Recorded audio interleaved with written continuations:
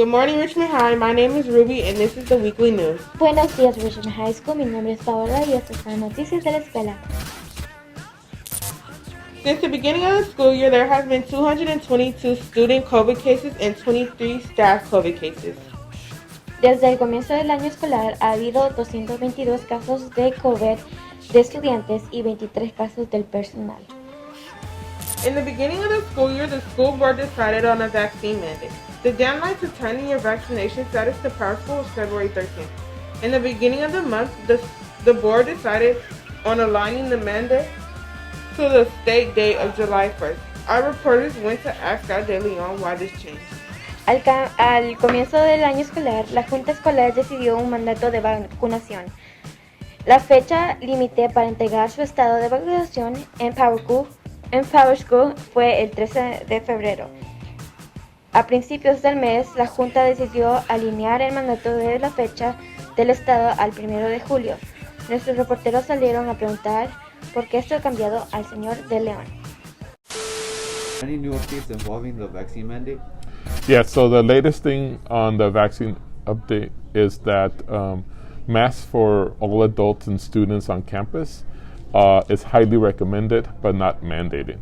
So students and teachers and staff need to come to agreements on what's safe in the school and in the classroom. Why did the district move the vaccine mandate to July? So the district is starting to coordinate with the state and what Governor Newsom's policies are. So they're moving it back as the state to equal the state's policies. Do you think this is a good idea? Right now, we are following the state's guidance in what the doctors and the science says is appropriate for this time of COVID. So we are keeping up with the latest things. I think if it's appropriate, I think it's a very personal question because people have different levels of safety they want for themselves. So they need to choose how they're going to interact with each other and be mindful of everybody's beliefs on what we should be doing for COVID. Have there been any complaints involving the sudden change of the mandate date? There have not been complaints at the site level. Most everybody is being courteous and are being cooperating and listening to everybody for the most part. So complaints, no. Recently, RHS teachers voted on keeping 7 periods, changing it to a 4x4 or even back to the 06 period. Our reporters went out to get the results of their vote, but also students' reactions to this. Recientemente, los maestros de RHS votaron para mantener 7 periodos, o cambiarlos por 4 o incluso volver a los 6 periodos anteriores. Nuestros reporteros salieron para obtener los resultados de esta votación, pero también las reacciones de los estudiantes. I like it. I have more I have more classes that I like, so it's pretty cool. Yeah, you have more electives that you can take. Yes, It goes both ways because some it helps out for others so they don't have to get It helps out for others so they don't stress out. But then again, the teachers also need it so they can be able to teach, the students more. So it's probably gonna be back and forth and kind of stressful. So who knows? Just keep the 7 periods. I mean, I'm pretty glad because 7 periods means that I get to have a free period, so I was aiming for that. And also I like doing a bunch of electives, so it's the best solution for me. How do you feel about the school keeping 7 periods for next year? I feel like it's a little too much. And I don't know, it feels a little overwhelming, to be honest. The school's keeping 7 periods for next year. How do you feel about it? Good. It's good. More education. Okay, so the class schedule goes down like this. We have a contract. So staff, as we work at the school district, we are part of a union, and we have a contract. So contract talks about paid leave, vacation, all that business, but it also talks about how many class periods or how many minutes we should be in the classroom. So we are, by the state, legally mandated to be in the classroom for X amount of minutes. So a few years ago, we went from our 6-period schedule to a 7-period schedule. So that was, I'm going to say, fall of 2019 is when that was implemented, maybe 2018. We moved to 7 periods instead of 6 to make room for electives. So electives, that would mean classes like the agriculture class. Mock trial is a class that was originally offered after school. Anything regarding ethnic studies, financial literacy, those type of classes. So give more opportunities for electives. Also, it was to give more opportunity for those that needed to get caught up on their credits as well, that didn't feel like taking classes online. So because we made that change to 7 periods, we have to always vote on it each year, because originally it was not in the contract. So each year we meet to talk about 6 periods versus 7 periods. We also added a newer option, which is 4x4, which is similar to the schedule at El Cerrito, which means you would have 4 classes in the fall and then 4 classes in the spring, and it would vary, like depending on a class like math, for example, that may be something that would be stretched out over the whole year. That was added to the mix too, because basically during distance learning, for those of you that want to, those who remember, that's kind of what we were set up as a 4x4. So because we had that schedule set up, those are the options that we presented. So this is a several-step process. So the first step was to determine how many class periods we should have. So the choices were 6, 7, and the 4x4. So the 7-period schedule 1, I believe it was 50 votes in favor of that. The 4x4 schedule was 13 votes, and the 6-period schedule was 5 votes. So the next step this week is we're voting whether or not to have block or no block schedule. So block is what we currently have now. And what works well for block is that we have academies here. So a lot of the academy courses, a lot of the academy electives require a lot of additional work and whatnot that takes longer than 52 minutes. Same thing goes for maybe science, for like a science lab or whatnot.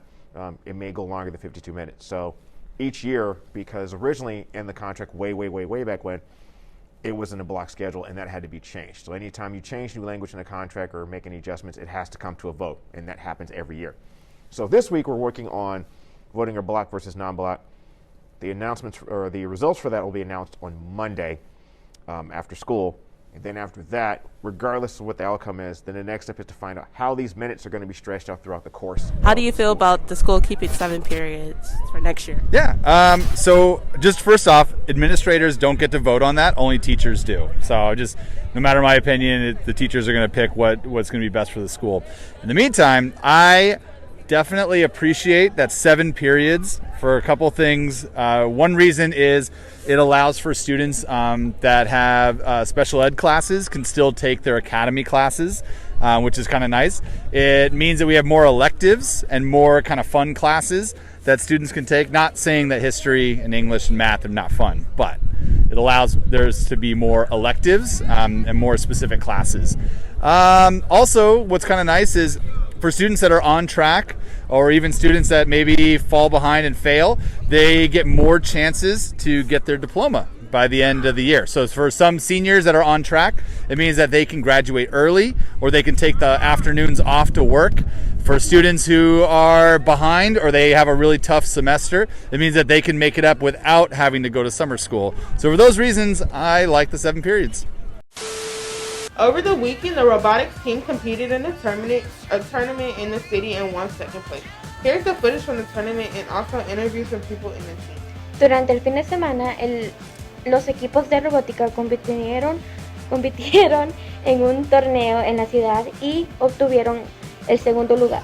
Aquí hay imágenes del torneo y también entrevistas de personas del equipo. Hi, my name is Luciano Del Rio. I'm the Richmond High School Robotics Program Director.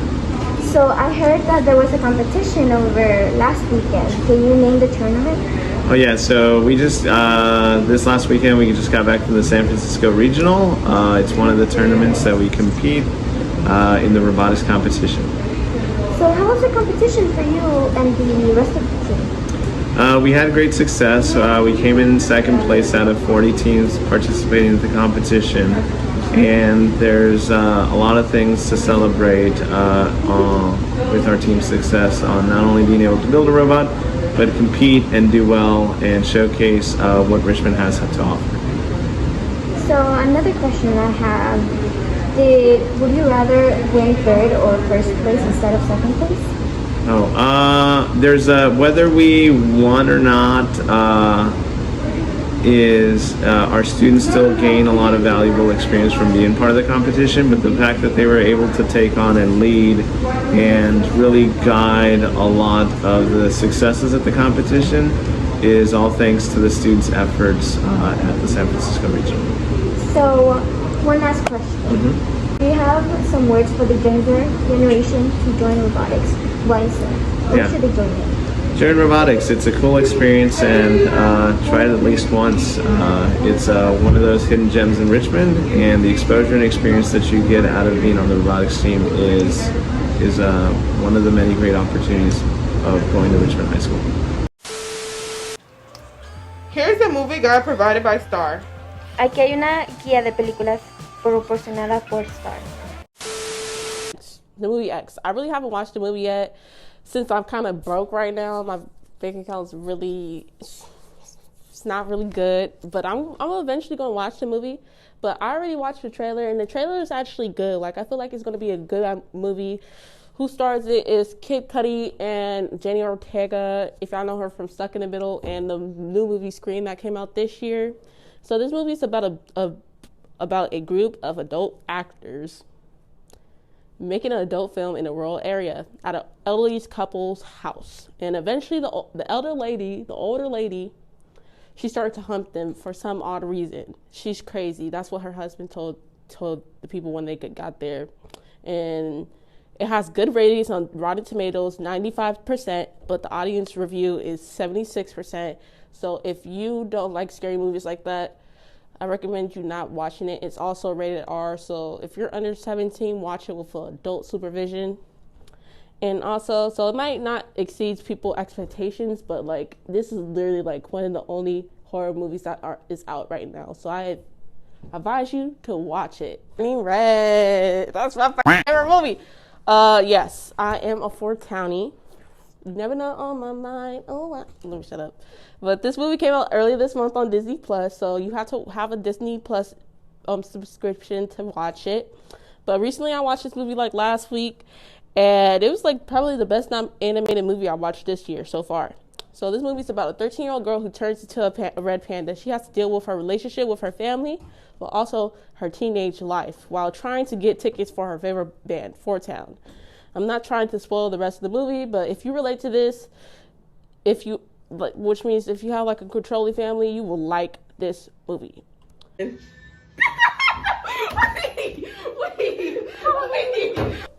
This movie is obviously about Batman, but it's steered a different way than the other Batman movies. But this one is very different. This movie is a little bit more darker. In this movie, Bruce Wayne has been Batman for 2 years, and literally all the criminals is freaking scared of him, besides the new villain in the story, the Riddler. And the Riddler is obviously a weird white man trying to kill all the political and mob leaders in Gotham while writing love letters to Batman. And in my opinion, this is the best DC movie I ever seen, besides a 4-hour-long Justice League movie. I really thought this was going to be a bad movie because Robert Pattinson was in it. And as we know, his voice is not material to play Batman. But he actually did a really good job because he barely even talked. But it ended up being really good. And the end of the movie has some good shots. So stick for the end of the movie because oof, Lord Jesus. Okay, so here's some upcoming movies I recommend you to watch. Sonic 2 is coming out April 8th, so during spring break, and it's a kids movie, but it's really good since the first one was good. But who doesn't like Sonic? So I recommend you watch the movie. The next one is Morbius. It's coming out April 1st. This movie got postponed 3 times, 3 times, but it's finally coming out the day we get out of school for spring break, so I better see y'all at the movie theaters at Hilltop. And a lot of people say it's going to be a horrible movie like Venom 2, and Venom 2 was a horrible movie in my opinion, but I still recommend you watch it because supposedly the Sony, whatever the hell you pronounce them, they're supposed to be making a Spider-Man verse for the Amazing Spider-Man, so catch up with that. And finally, the last one is for my Harry Potter fans, Fantastic Beasts and the Secret of Dumbledore. It's coming out April 15th, so the week after we come back from spring break. And this is the most anticipating movie of the year, since there have been rumors that they're going to be making more Harry Potter movies. So I hope y'all all join this segment, and see you next month with the next movie review.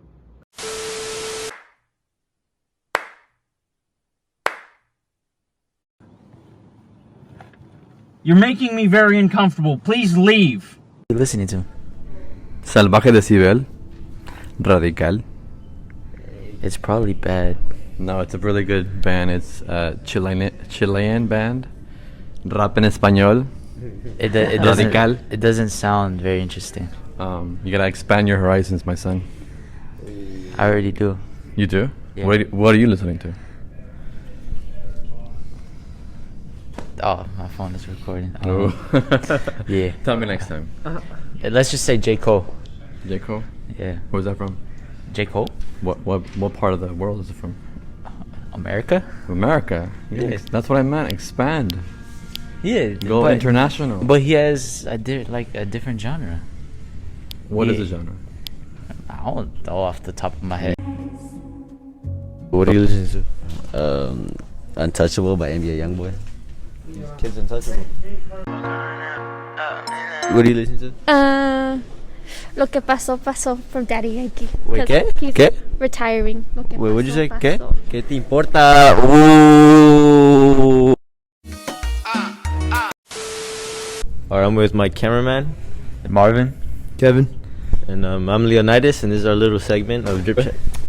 Jonathan. Alright, so I'm gonna be rating your drip. So what do you have on? My mom bought me this, and I found this in the trash can. Oh. And this, got it for like $10. And the jeans, my brother gave them to me. Handy downs, right? He found them. And then the shoes, I got them for free. Somebody felt bad for me to give it to me. I mean, can I cuss? I'm here with John. Alright, so I'm gonna rate your drip. So what do you have on right now? I got a True Legend sweater, Notorious B.I.G. shirt, some American Eagle jeans, and some Puma suedes. Hey, the color scheme's there, so that's like a cool. I'll give you an 8. Here with El Compa Negro. Alright, so I'm gonna rate your drip. So what do you have on right now? A NASA jacket. Okay, that's a 10. It's a 10. Look at him. You dripped that. Andy. Alright, so we're gonna rate your drip. So what do you have on right now? Yeah, I have some Adidas shoes. Yeah, blue jeans, gray hoodie, and some brand new. Okay, I rated it cool. A 9. A 9. I'm here with Louis. Alright, so we're gonna be rating your drip. So what you got on? I did a jean jacket, man. These black jeans from American Eagle, Yeezys, and a black t-shirt. Alright, so I give it like a cool 3. For sure. Yeah.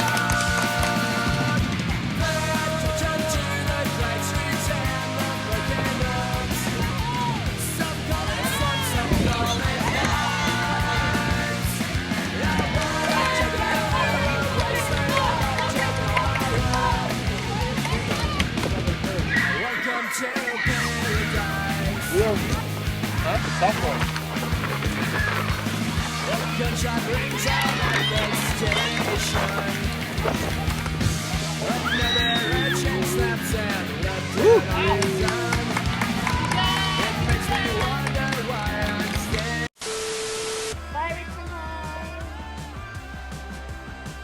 Get out of the screen.